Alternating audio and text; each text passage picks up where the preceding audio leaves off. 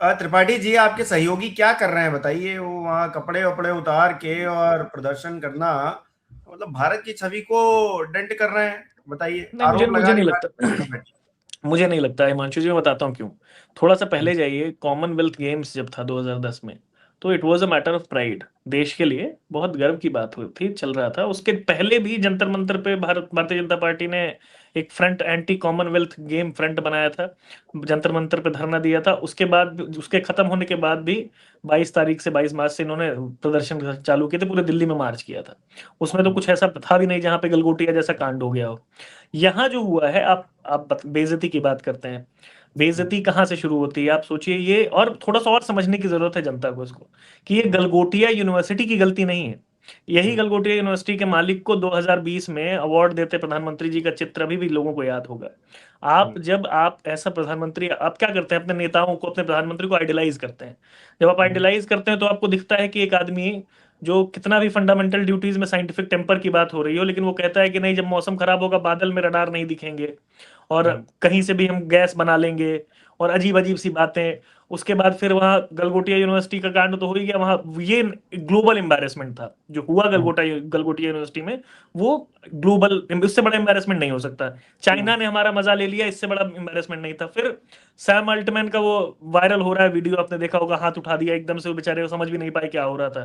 तो इनको अपनी गिमिक्स जो है, इनको जो आदत पड़ी हुई है देश में, वो अब कुछ भी बोल जाते हैं।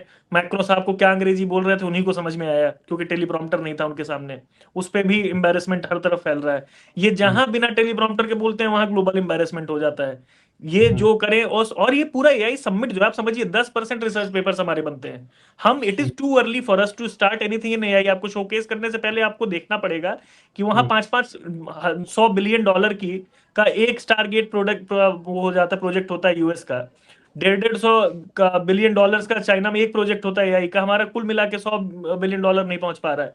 आप, ब्रेन ड्रेन जो सबसे बड़ी समस्या है, एआई हमारे पास 2.5 गुना ज्यादा कैपेबिलिटी है हमारे यूथ के पास एआई में काम करने की। लेकिन हमारी फिर भी सबसे बड़ी समस्या है कि ब्रेन ड्रेन हो जाता है। हम किस पे खुश होते हैं? हम सुंदर पिचई पे खुश हो जाते हैं। अरे भाई, भारतीय मूल का कोई भी हो, लेकिन आपके लिए काम नहीं आ रहा अब वो। और क्यों नहीं आ रहा है, इसके लिए आत्मावलोकन की जरूरत है।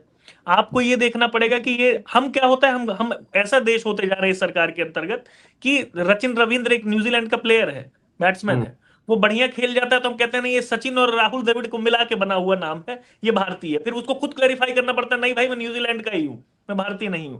हम अपने देश पे ना, ये सब एम्बैरेसमेंट, ये मेंटेलिटी समझनी पड़ेगी। हम शिक्षा को बढ़ावा देना ही नहीं चाहते। ये जो सरकार है, इसको अपनी तरह इंटायर पॉलिटिकल साइंस की डिग्री दिलानी है इनको लोगों को, कि आपकी डिग्री ही, खुद पहले बोलेंगे नहीं पढ़े थे, फिर कहेंगे नहीं हम तो बीए हैं दिल्ली यूनिवर्सिटी से। ऐसी ये एम्बैरेसमेंट है आपका। और केवल गलगोटिया वाले को क्यों आप खोजेंगे? हम उनको क्यों नहीं खोज रहे जिन्होंने ट्वीट कर दिया था कि ये हमारा है बना हुआ, वो क्या कहते हैं, रोबोडॉग। अश्विनी वैष्णव जी ने भी किया था, उनका अब तक तो इस्तीफा नहीं मांगा गया। अब जब विपक्ष कुछ करे तो भी समस्या, ना प्रदर्शन करे तो यही भाजपा वाले प्रवक्ता कई चैनलों पे बोलते हैं, तो आप प्रदर्शन क्यों नहीं कर रहे? आपको गलत लग रहा है, प्रदर्शन करिए, हम तो करते थे। तो ये अब कम से कम ये बिल से बाहर आके इनके प्रवक्ता बोल तो रहे हैं। नहीं तो एप्स्टीन फाइल पे तो ऐसे मुंह बंद है ना इनका। अब फिर जा रहे हैं इजराइल में नाचने गाने, जो भी करना हो इनको, वो अब इनसे कोई नहीं पूछेगा।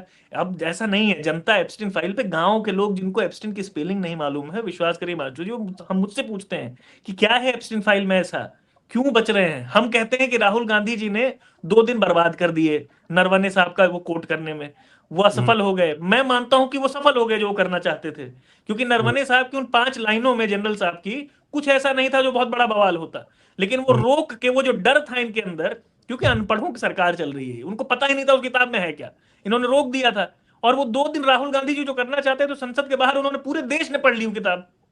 अब पूरे देश को पता है कि इनडिसाइसिव थे ये उस टाइम पे, इनके ठीक है, पूरा chain of command Sarvesh ji, indecisive था। सर्वेश जी आप डिफेंड कर रहे हैं क्योंकि आप कांग्रेस पार्टी के साथ गठबंधन में हैं। चलिए ठीक है जी।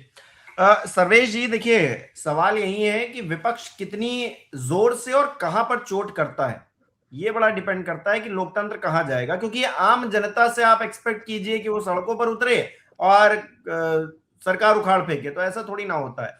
ये नहीं नहीं, जहां पड़ोसी पड़ोसी देशों में जो चल रहा है, कुछ लोग सोच रहे हैं कि यहां भी ऐसा होगा, लेकिन हिंदुस्तान में ये नहीं होगा। हिंदुस्तान में जो विपक्ष है उसको जिम्मेदारी उठानी पड़ेगी, सही मुद्दे सही जगह पर कहने पड़ेंगे और तभी बदलाव होगा। और आम जनता को आप लोग, अभी भारतीय जनता पार्टी की तरफ से तो अक्सर कहा जाता है कि कांग्रेस पार्टी ने अपने राज्य में ये किया 70 साल में। अभी योगी जी समाजवादी पार्टी सरकार का जिक्र कर रहे थे कि आपने क्यों नहीं कर दिया, तो सवाल आप लोगों से भी है।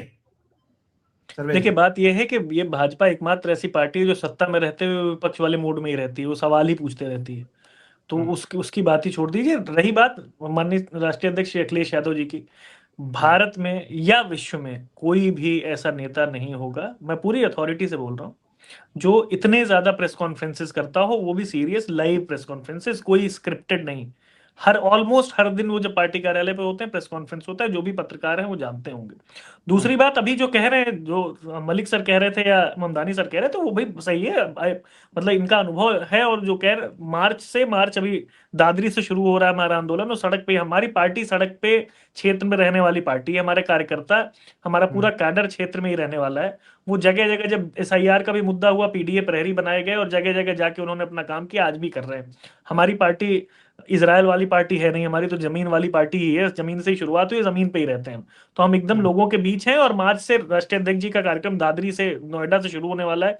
जहां से भाजपा वाले कहते थे कि बड़ा डर लगता है और ऐसा है वैसा, वहीं से शुरू हो रहा है, नोएडा से ही शुरू हो रहा है। और वो पूरे, जब हमें लगातार चलता रहेगा, उनका उनकी लगातार चलेगी। सर्वेश जी, आम आदमी पार्टी तब बनी नहीं थी, एक आंदोलन चल रहा था, और केजरीवाल जी जो पूर्व मुख्यमंत्री हैं, उन्होंने बड़ी अच्छी बात कही। उन्होंने कहा इस कुर्सी में ही कुछ गड़बड़ है, जो कुर्सी पर बैठता है वहीं गड़बड़ा जाता है। तो विपक्ष आम जनता की आवाज सुनता है, लेकिन जब विपक्ष भी सत्ता पक्ष हुआ करता था तो फिर जो है उस पर भी सवाल खड़े होते हैं। तो केजरीवाल जी सही कहते थे, जो कुर्सी पर बैठेगा वो कहीं ना कहीं गड़बड़ करने लगेगा। देखिए, बात सही है, जो नहीं सोचेगा जिस हिसाब से विपक्ष सोचेगा। मैं बिल्कुल, एक चीज और है कि जो भी कुर्सी पे बैठेगा उससे सवाल पूछे जाते थे और जाने चाहिए, और उसको अकाउंटेबल होना चाहिए। ये सब होता है भाजपा को हटा के।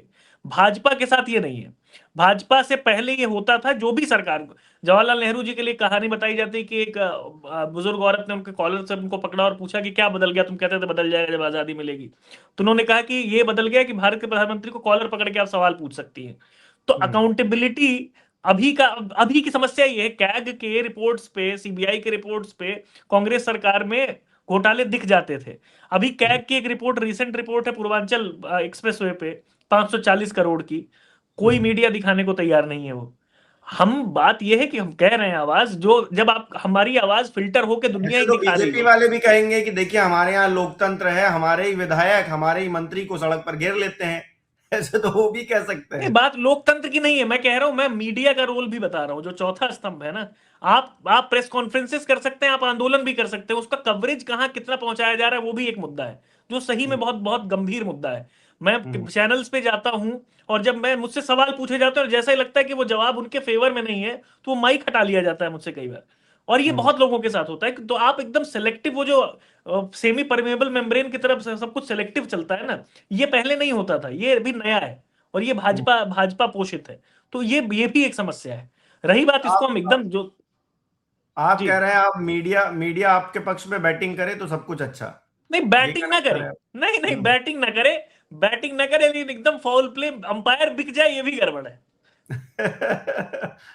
चलिए, 4 PM तो खैर नहीं है ऐसा। आपकी आवाज, सबकी आवाज जो है हम दिखाते हैं। बहुत बहुत शुक्रिया सर्वेश जी जुड़ने के लिए। KP मलिक जी, इकबाल जी, बहुत बहुत धन्यवाद आप सभी लोगों का हमारे साथ जुड़ने के लिए।